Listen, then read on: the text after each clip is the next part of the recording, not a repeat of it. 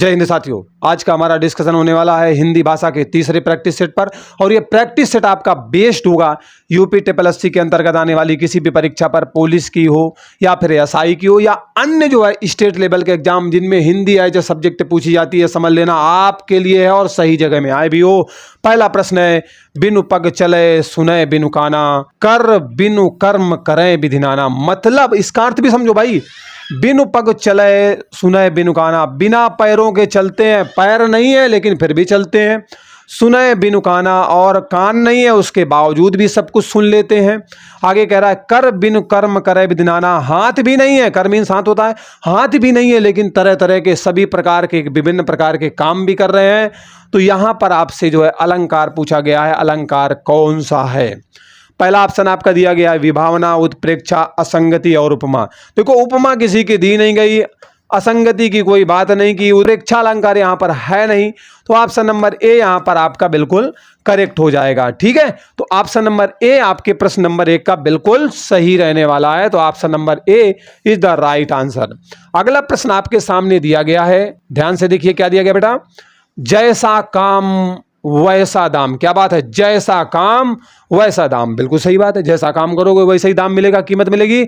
जैसा यहां पर जो दिया गया है ना, किस व्याकरण कोटि का है, मतलब किस प्रकार की कोटि में आता है। अव्यय की कैटेगरी में आता है, विशेष की कैटेगरी में आता है, सर्वनाम है या फिर विशेषण, ये आपसे पूछा गया है। एक्चुअली में जो जैसा प्रयोग किया गया है ना, ये यहां पर ये एक्चुअली क्या है, अव्यय है, विशेष है, सर्वनाम है, विशेषण है, ये आपसे प्रश्न में पूछा गया है। तो इसका सही आंसर है बेटा ऑप्शन नंबर डी, ये आपका विशेषण है। जैसा है ना, ये आपका क्या है, विशेषण है। ओके, अव्यय होता है जिसका व्यय न कर सके, जिसका आप खर्च न कर सके, मतलब लिंग वचन के अनुसार जिसमें आप परिवर्तन ना कर पाए।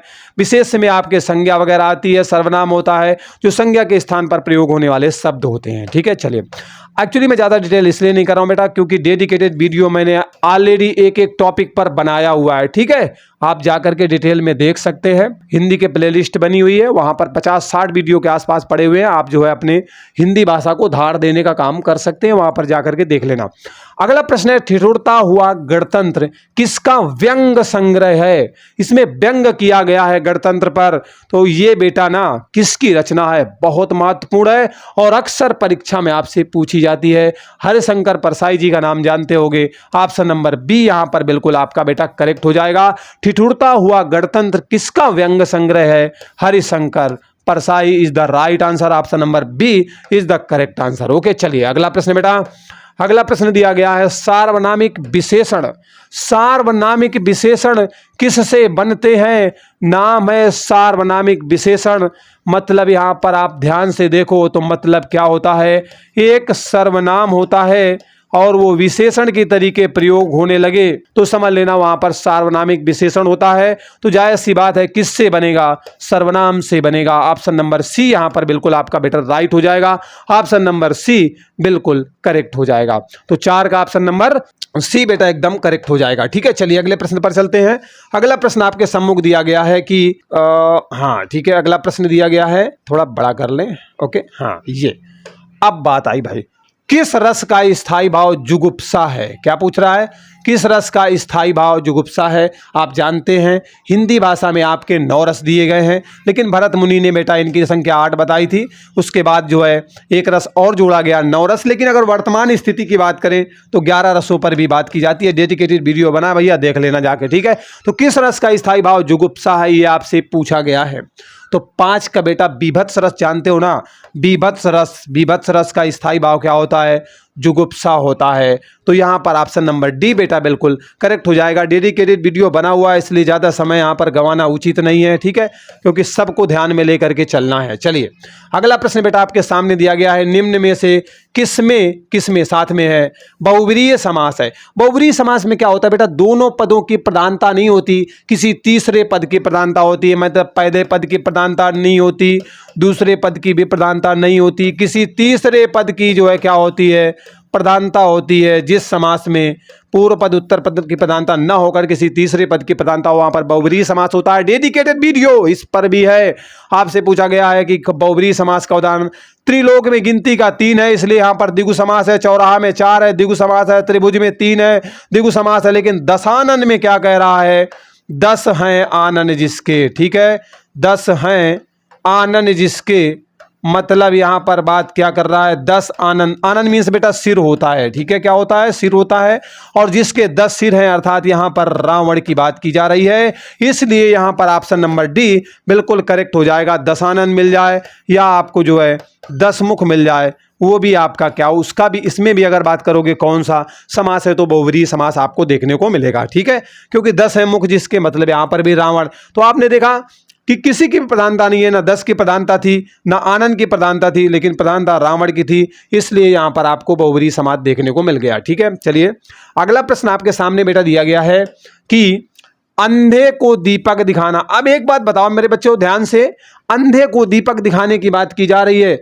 जिस व्यक्ति को नजर ही नहीं आ रहा, आप दीपक दिखाओ, लाइट जला के दिखाओ, मोमबत्ती दिखाओ, क्या कोई फर्क पड़ने वाला है? कुछ नहीं फर्क पड़ेगा ना, क्योंकि उस व्यक्ति को दिखाई नहीं दे रहा, आप कुछ भी चला रहे हो, कोई उसका यूज है नहीं, ठीक। चलिए, तो कह रहा ना समझ को उपदेश देना, ऑप्शन नंबर 1 आपका दिया गया है 7 का, ठीक है। दूसरा है ना समझ को टार्च दिखाना। तो टार्च दिखाने वाली बातें तो भैया है ही नहीं, यहां पर ऐसे कोई बात नहीं की गई कि टार्च वार से तुम दिखाओ। तीसरा कह रहा अंधे की सहायता करना थोड़ा थोड़ा हम विचार कर सकते हैं, लेकिन यहां पर दीपक दिखाने की बात है, मतलब रोशनी का मामला है, कुछ ज्ञान देने की बातें हैं, तो ये भी ऑप्शन आपका सही नहीं रहेगा। अंधे को रास्ता बताना वो भी नहीं है। तो बेटा अंधे को दीपक दिखाने का मतलब होता है किसी मूर्ख और नासमझ को अगर आप ज्ञान दे रहे हो ना, तो अंधे को दीपक दिखाने जैसा ही है, क्योंकि आप उसे कितना भी समझाओ उसे समझ में नहीं आने वाला। तो यहां पर आपका ऑप्शन नंबर ए बिल्कुल करेक्ट हो जाएगा, ठीक है। चलिए अगले प्रश्न पर मूव करते हैं। जिन भी परीक्षाओं के लिए हिंदी एज अ टॉपिक का काम करती है, सब्जेक्ट का काम करती है, समझ लेना वीडियो आपके लिए है। आप बीएड की तैयारी कर रहे हैं, टेट की कर रहे हैं, सुपर टेट की कर रहे हैं, सब में आपके साथ है, क्योंकि प्रश्नों का ही तो कमाल है भाई। धांसू प्रश्न है, अक्सर आपकी परीक्षा में पूछे जाते हैं। निम्न में से, ठीक है, कौन सा वर्ण स्पर्श व्यंजन नहीं है? स्पर्श व्यंजन के अंतर्गत कौन सा वर्ण नहीं है? अकॉर्डिंग टू ऑप्शन आपको आंसर करना है। तो का बेटा ना, का आपका स्पर्श व्यंजन में आता है, दा भी आपके स्पर्श व्यंजन में आता है, जा भी आपके स्पर्श व्यंजन में आता है, लेकिन या जो है बेटा ना, ये आपके स्पर्श व्यंजन में नहीं आता, बल्कि अंतस्थ व्यंजन में आता है। किस में आता है बेटा? अंतस्थ व्यंजन की कैटेगरी में आपका या आता है। इस या को और वा को अर्ध स्वर के नाम से भी जाना जाता है। क्या बोला जाता है बेटा? अर्ध स्वर के नाम से भी जाना जाता है। इस पॉइंट को भी नोट डाउन कर लेना। तो ऑप्शन नंबर सी यहां पर बिल्कुल करेक्ट हो जाएगा। स्पर्श व्यंजन का मतलब होता है बेटा, आपके हिंदी में जो वर्ण है ना, अब मैं बताए दे रहा हूं, लेकिन वास्तविकता में इस पर भी डेडिकेटेड वीडियो मैंने बहुत बढ़िया तरीके से समझाया है। अगर और डिटेल में समझना है तो आप वहां पर जा सकते हैं। तो वर्ण में बेटा क्या होता है ना, जो 5 वर्ग दिए गए हैं, 5 वर्ग जो दिए गए हैं, चाहे का वर्ग की बात करें, चा वर्ग की बात करें, टा वर्ग की बात करें, ता वर्ग की बात करें, इसमें जो पूरे मिला के 25 वर्ण आते हैं ना, वो प्यारे बच्चों वो आपके स्पर्श व्यंजन के अंतर्गत आते हैं। तो आपने देखा जो का है वो का वर्ग का है, दा जो है आपके टा वर्ग का है, और जा जो है चा वर्ग का है। तो इन्हीं वर्गों में से मामला घूम रहा है, इन्हीं के वर्णों की बात है। तो ये तो स्पर्श में आ गए, लेकिन आपसे पूछा गया नहीं है, तो ये तो बेटा नहीं है, क्योंकि ये 5 वर्ग से बाहर का मामला है, ठीक है। चलिए यहां पर ये बात स्पष्ट हो गई, एकदम क्लियर हो गई। अगला प्रश्न आपके सम्मुख बच्चों दिया गया है, मरकट का पर्यायवाची बताना है। मरकट है, मरघट मत समझ लेना, ठीक है। पर्यायवाची शब्द आपसे पूछा गया है, कौन सा पर्यायवाची शब्द यहां पर सही होगा? आपका ऑप्शन नंबर ए दिया गया है, जल। मरकट का जल होता है? बिल्कुल नहीं होता है। और सखा होता है, मित्र, नाना, ये भी नहीं होता। शहद होता है, नाना। बंदर होता है। मरकट मीन्स क्या होता है? वानर होता है। क्या होता है? वानर होता है, बंदर होता है। ये आपके राइट आंसर हैं, ठीक है। तो मरकट का पर्यायवाची का मतलब होता है बेटा समान अर्थ देने वाले शब्द जो होते हैं वो आपके एक्चुअली में पर्यायवाची होते हैं। तो मरकट का जो है ऑप्शन नंबर बी यहां पर बिल्कुल करेक्ट हो जाएगा। मरकट का मतलब होता है बंदर, तो यहां पर option number B is the right answer. Okay, चलिए नेक्स्ट क्वेश्चन आपके सामने दिया गया बेटा। हाँ देखिए, नेक्स्ट क्वेश्चन आपके सामने क्या दिया गया है, ये रहा आपके सामने, ठीक। बहुत बढ़िया प्रश्न है, ध्यान से देखो। महादेवी वर्मा को किस रचना के लिए ज्ञानपीठ पुरस्कार दिया गया था? आपके ऑप्शन है श्रृंखला की कड़ियां, यामा, दीपशिखा, नीरजा। बेटा महादेवी वर्मा को आधुनिक युग की मीरा भी कहा जाता है। क्या बोला जाता है बेटा? आधुनिक युग की मीरा कहा जाता है आपके महादेवी वर्मा को। ठीक है, इनकी जो बेटा रचना है, जिनके लिए इन्हें ज्ञानपीठ पुरस्कार एक्चुअल में दिया गया था, वो रचना आपके सामने है, उसका नाम है Yama. No drama, Yama. Option number B is the right answer. ठीक है, ऑप्शन नंबर बी उनका जो है बिल्कुल सही है। ऑप्शन नंबर बी यहां पर बेटा बिल्कुल करेक्ट है। ठीक है, ये बात भी आपको यहां पर बिल्कुल समझ में आ गई। चलिए अगले प्रश्न पर मूव करते हैं। अगला प्रश्न आपके सामने दिया गया है कि मोहन बड़ा ही धार्मिक व्यक्ति है। इसमें से आपसे पूछा गया है कि मामला क्या चल रहा है। ठीक है, क्या मामला चल रहा है, ये आपसे पूछा गया है कि मोहन बड़ा धार्मिक व्यक्ति है। ठीक है, चलिए देखिए, तो मोहन बड़ा ही धार्मिक व्यक्ति है में जो धार्मिक पद है ना, वो एक्चुअली क्या है बेटा? आप देख रहे हो ये जो धार्मिक है ना, ये एक्चुअली में विशेषता व्यक्ति की बता रहा है कि वो व्यक्ति जो है बड़ा ही धार्मिक है। तो आप देख रहे हैं ये व्यक्ति क्या है, एक संज्ञा है, और संज्ञा की विशेषता बताने वाला क्या होता है? वो बेटा विशेषण होता है। ठीक है, क्या होता है? विशेषण होता है। तो अकॉर्डिंग टू प्रश्न आप देखेंगे कि मोहन बड़ा ही धार्मिक है, धार्मिक पद कैसा है? तो बच्चों आप समझ सकते हैं कि यहाँ पर जो आपका धार्मिक पद दिया गया है वो बिल्कुल ऑप्शन नंबर ए करेक्ट हो जाएगा। एक विशेषण का काम कर रहा है, तो 11 का ऑप्शन नंबर ए बिल्कुल करेक्ट हो जाएगा। ठीक है, तो ये बात बेटा क्लियर हो गई, कोई डाउट नहीं होगा। चलिए नेक्स्ट प्रश्न पर मूव करते हैं। अगला प्रश्न आपके सामने दिया गया है ओके, ये बेटा प्रश्न रहा निम्न, देखो कैसे लिखा हुआ निम्न। ठीक है, पूरा आदामा और ना आदामा तो बना हुआ, निम्न में कौन सा भाववाच्य है? बेटा जिस भी वाक्य में भाव की प्रधानता होती है, जिस भी वाक्य में भाव की प्रधानता होती है, वहां पर बेटा भाववाच्य होता है। और इसमें से ऑप्शन कौन है वो आपसे पूछा गया है कि कौन सा उदाहरण है? मुझसे अब चला नहीं जाता, वह स्कूल जाता है, सोना पत्र लिखती है, राधे श्याम खाना खाता है। इट्स ओके, खा रहा है, कोई हमें इशू नहीं है बेटा, ये खा रहा है ना, आराम से खाना खाता है, कोई इशू नहीं है। ये आपका जो है बिल्कुल साधारण वाक्य है। कैसा है बेटा? साधारण वाक्य है। सोना पत्र लिखती है, बिल्कुल साधारण सी बात है, जो बिल्कुल सीधी सीधी बात आपको समझ में आ जाए, नो बकवास टाइप की हो, वो साधारण वाली बात आपकी साधारण वाक्य में आती है। वह स्कूल जाता है, ये भी बेटा आपका साधारण है। तो अब जाहिर सी बात है, 3 तो साधारण हो गए, एक ही बचता है, वही असाधारण है। मुझसे अब चला नहीं जाता, ये बेटा भाववाच्य है। मुझसे अब चला नहीं जाता, मुझसे अब खाया नहीं जाता, मुझसे अब पढ़ा नहीं जाता, मुझसे अब दौड़ा नहीं जाता, मुझसे अब भागा नहीं जाता, मुझसे अब पास हुआ नहीं जाता, कुछ भी ऐसे करके लगा हुआ मिल जाए, समझ लेना भाव की बात कर रहा है, भाववाच्य की बात कर रहा है। इसलिए ऑप्शन नंबर ए आपके अकॉर्डिंग टू प्रश्न इज द राइट आंसर होगा। चलिए आगे बढ़ते हैं बेटा। अगला प्रश्न आपके सम्मुख दिया गया है। अगर वीडियो पसंद आ रहा हो और बंदे की मेहनत तो लाइक करके जाइएगा, और इस तरीके की वीडियो चाहिए तो चैनल को सब्सक्राइब करके भी जाना। प्रश्न दिया गया है कि पुनर्जन्म का सही संधि विच्छेद बताना है। संधि विच्छेद क्या होता है? संधि को तोड़ना संधि विच्छेद कहलाता है। ठीक है, संधि को जब आप तोड़ देंगे, विघटन कर देंगे, खंड खंड कर देंगे, तो उसे संधि विच्छेद के नाम से जाना जाता है। ठीक है, और संधि क्या होती है?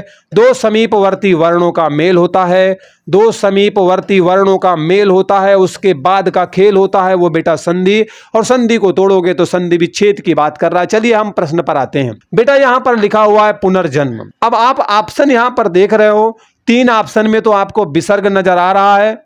तो अगर प्रभुत्व की बात देखें तो इस प्रश्न में जो बोलबाला नजर आ रहा है वो विसर्ग का आ रहा है, मतलब कहीं ना कहीं विसर्ग संधि का हमें संकेत देखने को मिल रहा है, लेकिन अभी कंफर्म नहीं है, ये ध्यान रखना। विसर्ग संधि का संकेत, प्रश्न एक्चुअली चुनना कैसे होता है वो मैं आपको सिखाना चाहता हूं। ठीक है, अब देखो इसको हम कैसे तोड़ेंगे।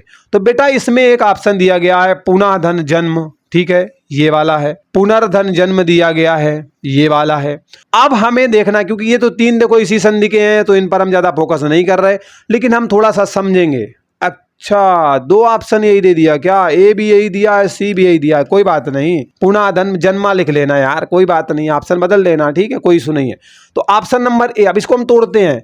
तो क्या होगा, पुनः धन जन्म। एक्चुअली क्या ऐसा लिखा जा सकता है पुनः धन जन्म? तो इसे हम समझते हैं बेटा। एक्चुअली क्या होता है ना, ये विसर्ग आपका जो है रा में चेंज हो जाता है। तो चलिए बदलते हैं विसर्गों को रा में। तो पुनः, इसके बाद रा हो गया, आधा विसर्ग के साथ हो गया, आगे जन्म लिखा हुआ है। देखिए मैं समझाना चाहता हूं जो चीज वो आप समझो। पुनर्जन्म है और पुनर्जन्म यहाँ पर ऑप्शन में दिया गया। ये ऑप्शन तो है नहीं क्योंकि मिलान से हम यहाँ तक पहुंच चुके हैं। ये वाला रिपीट हुआ है लेकिन मैंने जन्मा करके इसको बदल दिया है। यहाँ पर आजन्म आ वाली बात ही नहीं है, ये कहाँ से आ गया? ऑप्शन नंबर ए बचता है। अब ध्यान से देखो, जब भी बेटा इस तरीके से रा दिया गया होता है और उसके बाद कोई व्यंजन होता है तो ये जो रा होता है ना, ये रेफ का काम करता है। तो पुन तो रहेगा लेकिन जा रहेगा, जा में जो रा है ना रेफ बना लेगा और इस तरीके से हो जाएगा पुनर्जन्म। बच्चों ऐसा ही तो लिखा हुआ है। तो ऑप्शन नंबर ए यहां पर आपका बिल्कुल राइट हो जाएगा। Option number A is the right answer. Okay, चलिए प्रश्न नंबर आपका 14 आपके सामने दिया गया है। 14 नंबर का प्रश्न है आपके सामने, ध्यान से देखें। इसमें दिया गया है निम्नलिखित में से सही वाक्य का चयन करना है। बेटा इसमें वाक्य का चुनाव करना है कि एक्चुअल में कौन सा वाक्य सही है। मतलब 1 आपका सही है, 3 आपके गलत है। गलत को हमें हटा देना है तो सही वाला मिल जाएगा, या सही छांट लोगे तो गलत वाले हट जाएंगे। आप अपने अकॉर्डिंग कर सकते हैं। कृष्ण के अनेकों नाम है। यार ये जो अनेकों लिखा हुआ है ना, अब आप जानते हो एक का जो बहुवचन होता है वो अनेक होता है। क्या होता है? एक का बहुवचन अनेक होता है। यहां पर अनेकों लिखा हुआ है, अनेकों होता ही नहीं है, इसलिए ऑप्शन नंबर ए तो भैया सीधे गलत हो जाएगा। राम पुस्तक पढ़ती है। लो, राम बेटा पुल्लिंग में है, क्रिया आपकी पढ़ती स्त्रीलिंग में है। नो कॉम्बिनेशन, विदाउट कॉम्बिनेशन चलेगा नहीं, क्योंकि जिस हिसाब से करता होगा क्रिया उसी के अकॉर्डिंग आनी चाहिए। पुस्तक उपयोगी बहुत ही है। लो, इसमें उरा पटांग दिया गया है, पुस्तक बहुत ही उपयोगी है। ऐसे लिखा होता तो हम सही कर देते, पर ये भी नहीं है।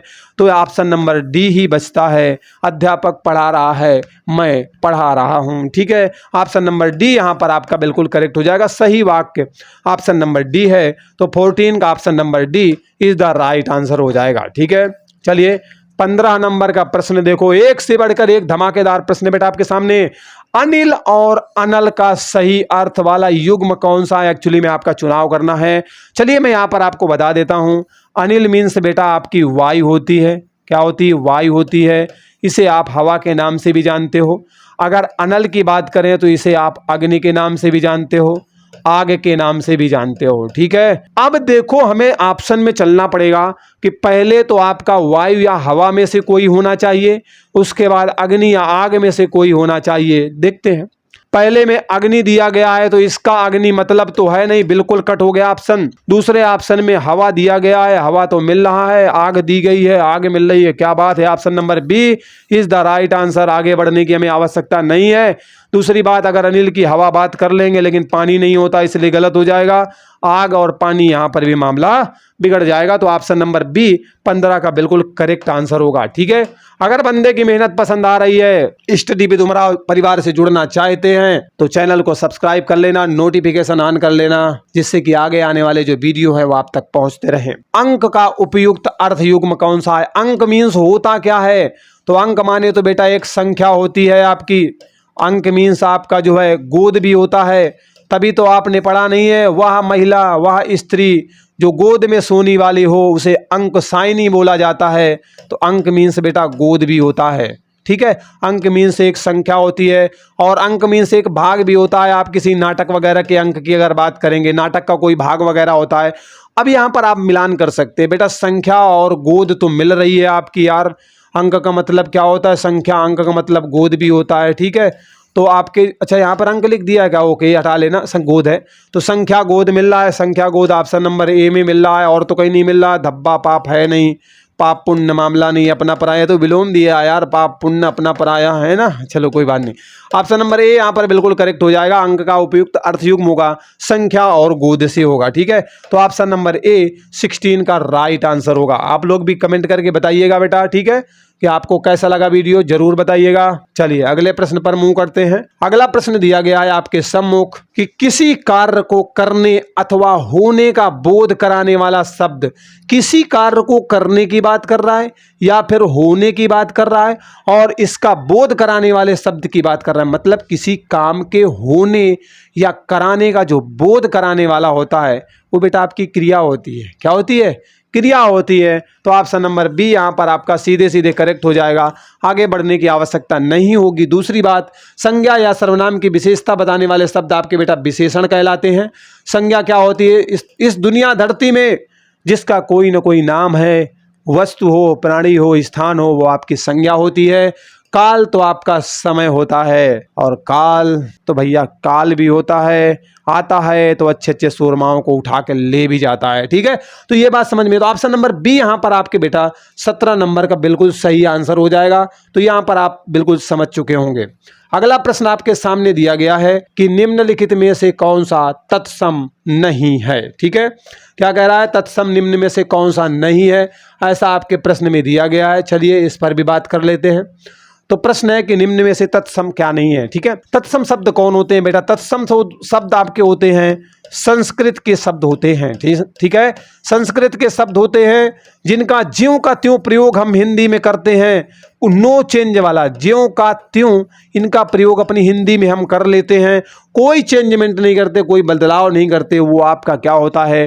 तत्सम होता है। लेकिन जब हम बदल लेते हैं, संस्कृत शब्दों को अपने अनुरूप ढाल करके प्रयोग करते हैं, तो प्यारे बच्चों तद्भव होता है। ठीक है, लेकिन आपके प्रश्न में तत्सम पूछा गया है। अरे सॉरी भाई, तत्सम पूछा नहीं गया, तत्सम नहीं पूछा गया है, ध्यान रखना। देखो मैंने भी जल्दबाजी में पढ़ा था, आप भी बिगाड़ लेते।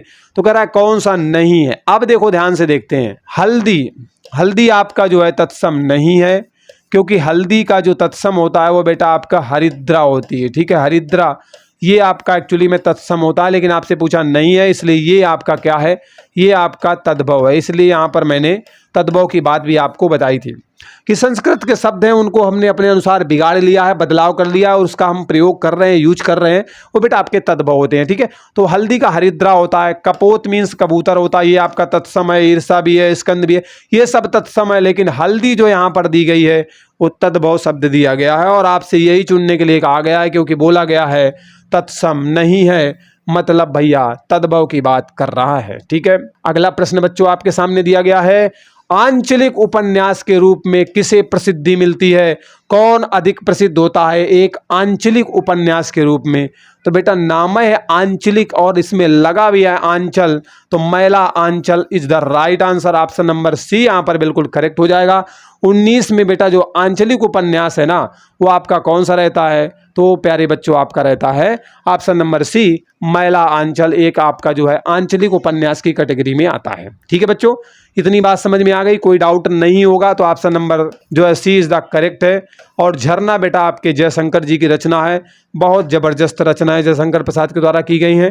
डेडिकेटेड वीडियो भी मैंने बनाया हुआ है, आप जा करके देख सकते हैं। आप सोचोगे सर बार बार आप कहते हो हमने बना दिया, यार सच में बना दिया भाई। 60 वीडियो के आसपास पड़े हुए हैं प्ले लिस्ट में हिंदी भाषा के प्रॉपर, तो आप समझ सकते हो ना कि सारे टॉपिक लगभग कवर हुए होंगे।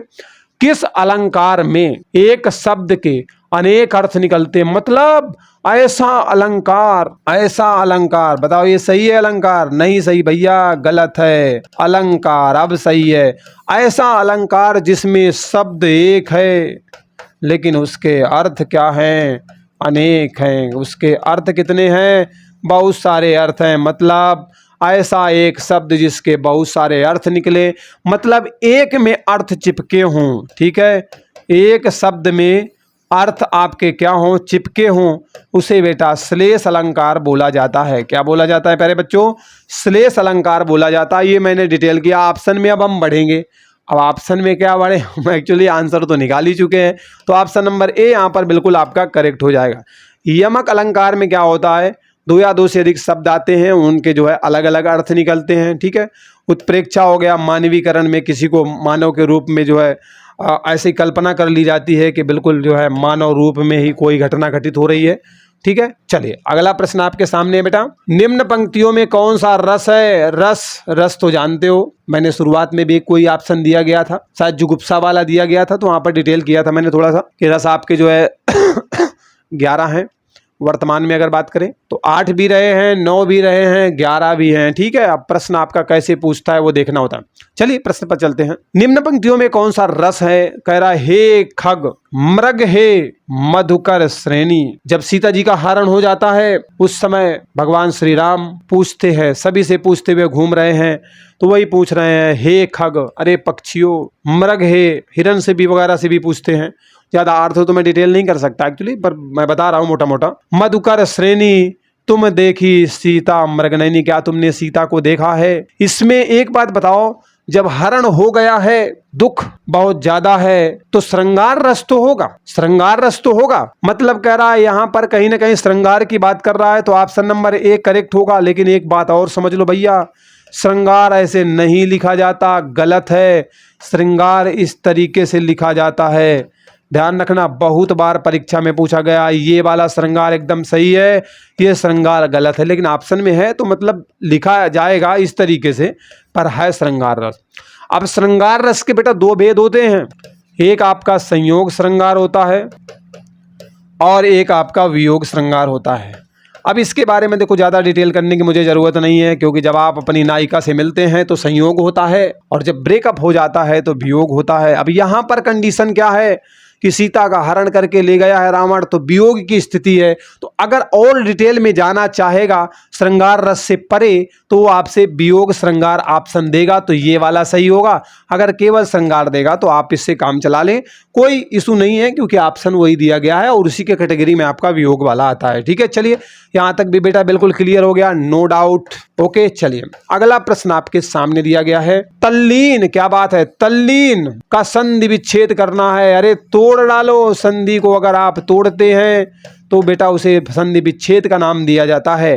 प्रश्न है तल्लीन। अब एक्चुअली मैं इसको तोड़ ही देता हूं। तल्लीन को जब आप तोड़ोगे ना तो तत् धन लीन में टूटेगा, और तत् धन लीन में जब टूटेगा तो बेटा क्या होगा, ये संधि विच्छेद हो गया और ये ता टूटा हुआ है, एक व्यंजन है, इसलिए यहाँ पर आपको व्यंजन संधि देखने को मिलेगी। तो चलो कौन सी संधि है वो भी आपने यहाँ पर जान लिया, व्यंजन संधि का उदाहरण है तल्लीन, तो तत् धन लीन होगा। तो तव वाला तो बात है ही नहीं, तत् वाला, अच्छा हलंत नहीं लगी, हलंत भाई लगा लेना इसमें। ठीक है, ऑप्शन नंबर बी यहाँ पर बिल्कुल करेक्ट हो जाएगा, हलंत ता में लगा लेना।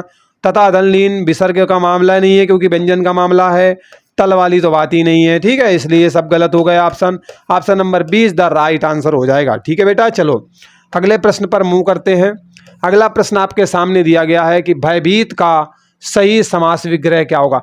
भयभीत का समास विग्रह करना है बेटा। समास क्या होता है, 2 या 2 से अधिक पदों का मेल होता है। ठीक है, मतलब पदों का मेल नहीं होता है, जब 2 या 2 से अधिक पद मिल करके एक तीसरे मतलब एक नए सार्थक शब्द समूह का निर्माण करते हैं तो वो आपका समास होता है। ठीक है, ओके। अब समास को अगर हमें तोड़ना पड़ जाएगा तो उसे समास विग्रह के नाम से जाना जाता है। क्या बोला जाता है बेटा, समास विग्रह बोला जाता है। समास को तोड़ना समास विग्रह कहलाता है। 2 या 2 से अधिक पद हो सकते हैं, शब्द हो सकते हैं, जब मिल करके एक सार्थक नए सार्थक शब्द समूह का निर्माण करते हैं तो वो समास होता है। ओके, उसे आप तोड़ देंगे समास विग्रह। अब कह रहा है भय से भीत, क्या लिखा हुआ है, भयभीत में क्या है, भय में भीत, भय में तो नहीं आएगा, भयभीत। ध्यान से देखो, कह रहा है भय भीत, ध्यान से समझो, मैं तोड़वा रहा हूं कैसे तोड़ना। एक्चुअली भय भीत, भय भी है और उसकी वजह से डरा हुआ है, तो मतलब जो व्यक्ति है ना वो डरा हुआ है, मतलब जो भय का संयोग है उस व्यक्ति के साथ बना हुआ है, जुड़ाव बना हुआ है, अलगाव की स्थिति नहीं है, और अलगाव की स्थिति नहीं है तो अपादान तो नहीं होगा। लेकिन अब अपादान यहाँ पर एक्चुअली दिया भी नहीं गया है, मतलब तोड़ने की क्योंकि बात की हुई है। अब दूसरी बात, यहाँ पर लगाव बना हुआ है, मतलब यहाँ पर से आएगा, से आने का मतलब हो गया भय से भीत। अब अगर इसको से को तोड़ के देखोगे तो इसमें निकल के आएगा भय के द्वारा भीत। अब 2 स्थितियां आई। अब भैया मैंने तोड़ के तो दिखा दिया, अब ऑप्शन पे चलते हैं। तो भय में भीत तो आएगा नहीं, में पर आपके अधिकरण में आते हैं तो मामला ये तो है नहीं। यहाँ पर भय के द्वारा भीत अब तोड़ दिया है तो के द्वारा में भी टूट रहा है, आगे के लिए वाला तो नहीं आएगा। ठीक है, को के लिए के अर्थ में आता है वो नहीं है, से यहाँ पर दिया गया है भय से भीत। अब स्थितियां बबुआ 2 आ गई यहाँ पर, एक भय के द्वारा भीत भी कह रहा है, ऑप्शन नंबर बी और सी में हमें देखना पड़ेगा। अब कह रहा है भय के द्वारा भीत भी है और भय से भीत भी है, लेकिन एक्चुअली में क्या है ना, जो बेटा आपका समास होता है उसमें जब हम कारक चिन्ह के अनुसार एक्चुअली में चलते हैं तो वहाँ पर हम देखते हैं कि 6 प्रकार के हमें जो है समास के भेद मिलते हैं, वो भी तत्पुरुष समास के। ठीक है। उसमें से जो से है ना, से हमारा ये के द्वारा के अर्थ में आता है, लेकिन कारक चिन्ह कौन सा होता है? के द्वारा नहीं होता है, से होता है।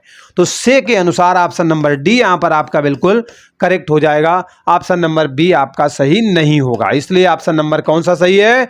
ज्यादा जो पावरफुल है वो ऑप्शन नंबर डी है, इसलिए ऑप्शन नंबर डी यहां पर आपका बिल्कुल सही हो जाएगा। आशा करता हूं समझ में आ गया होगा। नहीं समझ में आया, डेडिकेटेड वीडियो बना हुआ है भैया, देख लेना। तत्पुरुष समास के भेद के अंतर्गत आता है, सब कुछ दूध का दूध पानी का पानी वहां हो जाएगा। प्रश्न नंबर 24 ऐसे लिखा जाता है बेटा, ये अपने हिंदी भाषा वाला है, लेकिन हम तो अंग्रेजी वाला लिखते हैं, रोमन वाला नहीं लिखते। ठीक है। पुरुष, अच्छा हाँ, पत्नी के मर जाने के बाद क्या कहलाता है? एक पुरुष है, उसकी पत्नी का देहांत हो जाता है, तो वो किस नाम से जाना जाएगा? अविवाहित। अरे अविवाहित कैसे कहलाएगा? वो तो शादी कर चुका है, एक बार शादी कर लिया तो भैया वर तो बन चुका है ना। अब वाला दोबारा करेगा तो द्विवर बन जाएगा, लेकिन शादी हो चुकी तो अविवाहित तो नहीं है वो। तो पहला ऑप्शन तो आंख मूंद के उड़ा दिया। दूसरी बात कह रहा विधवा। यार आदमी की पत्नी मरी है ना, आदमी तो जिंदा है, और आदमी जिंदा है तो विधवा हो ही नहीं सकता, क्योंकि जिस महिला का या जिस पत्नी का या जिस औरत का पति मर जाता है उसे विधवा कहा जाता है। ठीक है, तो ये भी नहीं होगा। आगे विदुर कह रहा है, ये बिल्कुल सही बात है। ठीक है, विदुर कह रहा है, ऑप्शन नंबर सी करेक्ट है। जिस पुरुष की पत्नी मर जाती है उसे विदुर कहा जाता है, और सधवा होता है कि जिस पत्नी का पति जिंदा होता है, ठीक है, उसे सधवा कहते हैं। ओके, तो ये बात भाई समझ में आ गई। देखो ऐसे घुमा घुमा के प्रश्न रखता है, समझ लेना, शेख चिल्ली बना के धर देता है पेपर में तुम लोगों की। अब इसलिए भैया ध्यान से पढ़ा करो। हाँ, बड़ा छोटा छोटा हो गया भाई, चलो थोड़ा बड़ा कर लो यार। हाँ ठीक है, इसे मैं अभी थोड़ा बड़ा करूंगा एक्चुअली समझाने के लिए। पहले समझो, आपने अपनी शादी में बुलाया होता तो हम जरूर आते। बताओ, चुपचाप कर लिया यार, बताया तक नहीं तुमने, है ना। आपने अपनी शादी में बुलाया होता तो हम जरूर आते, ऐसा इसमें बोला गया है। मतलब संकेत दे रहा है बंदा आपको। क्या कह रहा है? संकेत दे रहा है कि नालायक तूने बुलाया नहीं, अगर तूने बुलाया होता ना तो हम आते जरूर। वो एक अलग बात है कि वो आता नहीं, लेकिन कह रहा है कि आते जरूर हम। मैं बड़ा कर देता हूं अब, ठीक है। मतलब बुलाया होता तो हम जरूर आते, ऐसा वो बोल रहा है। तो संकेत दे रहा है कि अगर तुमने हमें शादी में बुलाया होता तो हम जरूर जरूर आते। मेरी मामा की शादी में, चाचा की शादी में जरूर जरूर आना, ऐसा लिखा रहता ना। चलो, तो इसको ध्यान से देखो, इसमें क्या कह रहा है? संकेत दे रहा है। तो संकेत दे रहा है तो बेटा संकेत वाचक हो जाएगा। ऑप्शन नंबर सी जो है 25 का करेक्ट हो जाएगा। कोई इशू इतना बड़ा नहीं है, समझ में आ गया होगा आपको। ठीक है, फिर भी अगर किसी प्रकार का डाउट है तो बंदा हाजिर है आपकी सेवा के लिए। आज्ञावाचक में क्या होता है बेटा? आज्ञा दी जाती है। अब ध्यान से देखो, इसमें कह रहा है आपने अपनी शादी में बुलाया होता ना, संकेत दे रहा है क्योंकि तूने बुलाया नहीं मुझे, है ना। बुलाया होता तो मैं जरूर आता, इसका मतलब संकेत दे रहा है। आज्ञा की बात तो है नहीं। अब आज्ञा लेने के बाद थोड़ा ना इसमें कि मैं शादी में आ जाऊं आ जाऊं आ जाऊं, ऐसा तो है नहीं। तो ये तो बिल्कुल गलत हो जाएगा। संदेह है नहीं, संदेह है नहीं उसे, वो तो कन्फर्म कह रहा है ना संकेत देते हुए। और प्रश्न तो भैया यहाँ पे किया नहीं गया है, प्रश्न की बात ही नहीं है यहाँ पर, तो ये भी कट हो गया। तो ऑप्शन नंबर सी यहाँ पर बिल्कुल करेक्ट हो जाएगा। तो इस तरीके से बेटा आपका जो प्रैक्टिस सेट था ना, वो तीसरा समाप्त हो चुका है। कैसा लगा? अब आपकी बारी है। एक लाइक की आशा करता हूँ। अगर स्टडी विद उमराव परिवार से आप जुड़ना चाहते हैं तो चैनल को सब्सक्राइब कर लेना, बेल आइकन प्रेस कर लेना, नोटिफिकेशन ऑन कर लेना। चलिए मिलते हैं एक और धमाकेदार नए प्रैक्टिस सेट के साथ। तैयारी अब जबरदस्त वाली करनी है, क्योंकि पेपर की खोपड़ी में छेद करना है तो स्टडी विद उमराव के साथ चलना है, रहना भी है। चलिए मिलते हैं अगले वीडियो में। बाय बाय, टेक केयर, जय हिंद।